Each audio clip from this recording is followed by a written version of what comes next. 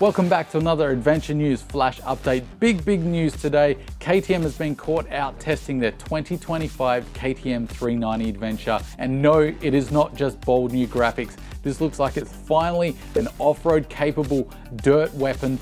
So let's just get straight into the details. Start it up.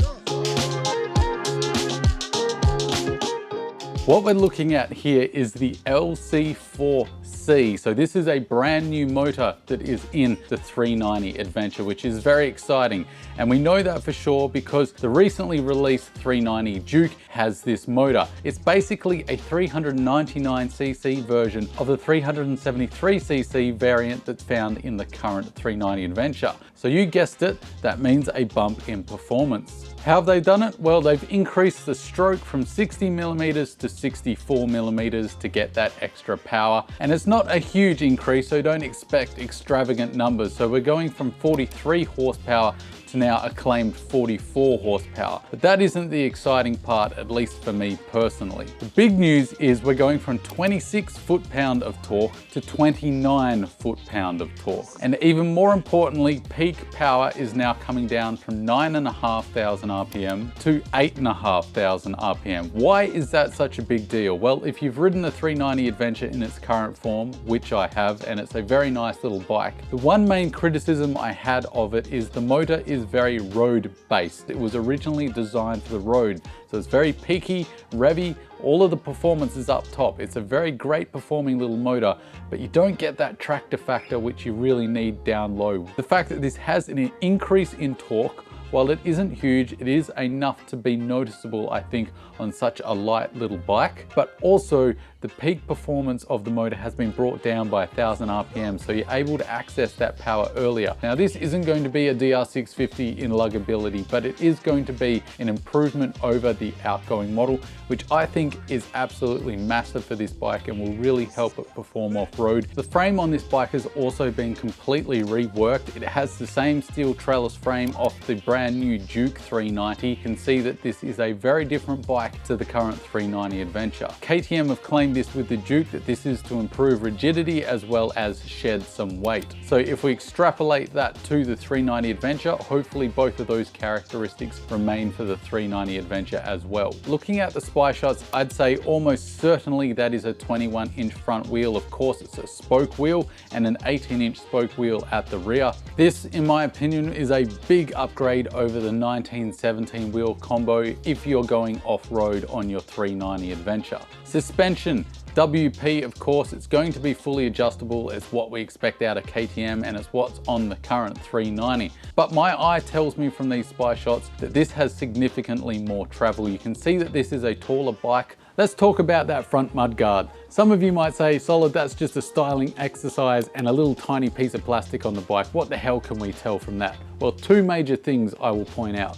One is now we can fit more aggressive off-road tires. Second is, I think this is very emblematic of how KTM are thinking about this bike. If they were thinking this is going to be an adventure tourer, more road orientated, it would be the same as the current 390 with the lower front mudguard that serves much better of a purpose on the road to keep all the crap off you. So this symbolizes that KTM are really thinking about how this bike is going to perform off-road, and that is their main focus, because if it wasn't, they would fit that lower front mudguard in my opinions. Of course, things can change. We're still at least 10 months out from release, but I think this is KTM making a statement saying this is going to be a proper off-road adventure bike.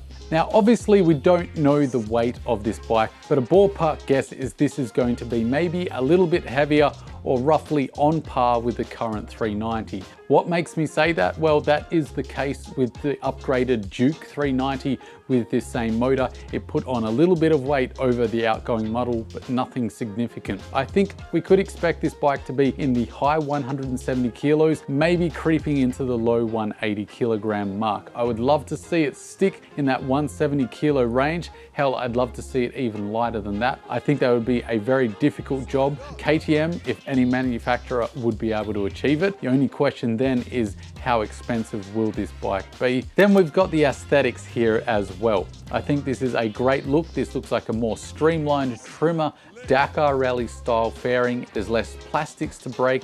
Also, the old model, let's face it, it was pig ugly, basically looked like an anorexic triceratops.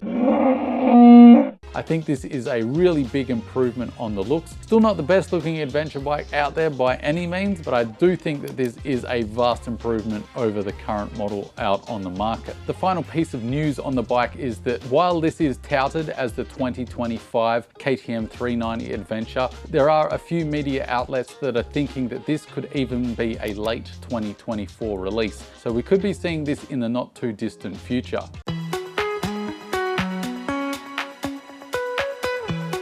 What are my current overall thoughts so far given these spy shots? Well, I think this is really encouraging that we're seeing such a reinvigoration recently of the small displacement adventure bike market, and not just in the market as a whole, because we've got plenty of great options. Let's face it, most of them are adventure tourers. There's nothing wrong with that. I love a good adventure tourer, but I keep banging on about the lightweight and off-road capability in this segment because I think it is really neglected. So I think it's very encouraging that we've seen the Himalayan 452 come out, CF Moto's 450 MT, and now we've got this KTM 390 Adventure, which looks properly off-road capable. And I certainly think Royal Enfield have just sat up and gone, holy crap, now we've got some real competition for our Himalayan 452. This is a big move by KTM to bring their 390 Adventure back to the top of the competitive pile in the small displacement segment. I am ecstatic to see a big manufacturer move into this side of the market. Now, I do hope that they maintain a 1917 wheel combo version with slightly less travel on it, because I think there is a subset of riders that want more of an adventure touring based KTM 390